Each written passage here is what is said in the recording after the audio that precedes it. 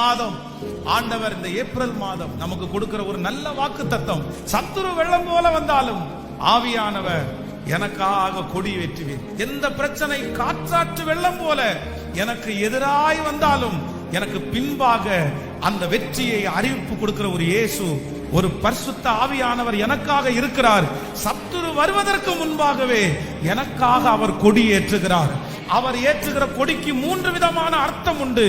முதலாவது அர்த்தம், எனக்கு ஜெயம் நிர்ணயிக்கப்பட்டது, எனக்கு ஜெயம் முடிவிற்கு வந்தது, நான் தான் ஜெயிக்க போகிறேன் என்கிறதற்காக கொடி ஏற்றப்பட்டது.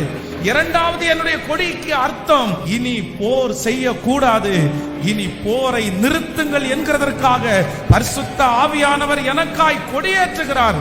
மூன்றாவதாக, எனக்காக பரிசுத்த ஆவியானவர் கொடியேற்றுவதற்கு அர்த்தம், என் பிள்ளையினுடைய ஜெயத்தை விளம்பரப்படுத்துங்கள். என் பிள்ளை ஜெயித்தான், என் பிள்ளை ஜெயித்தான். வெள்ளம் போல சத்துரு வந்தாலும் ஆவியானவர் கொடியேற்றுவார், கொடியேற்றுவார். எவ்வளவு பெரிய பிரச்சனை வந்தாலும் உங்கள் இருதயம் கலங்கவே வேண்டாம். உங்களுக்காக பரிசுத்த ஆவியானவர் கொடி ஏற்றிவிட்டார். ஜெயம் நிர்ணயிக்கப்பட்டது. நம்புறவர்கள் கரங்களை தட்டி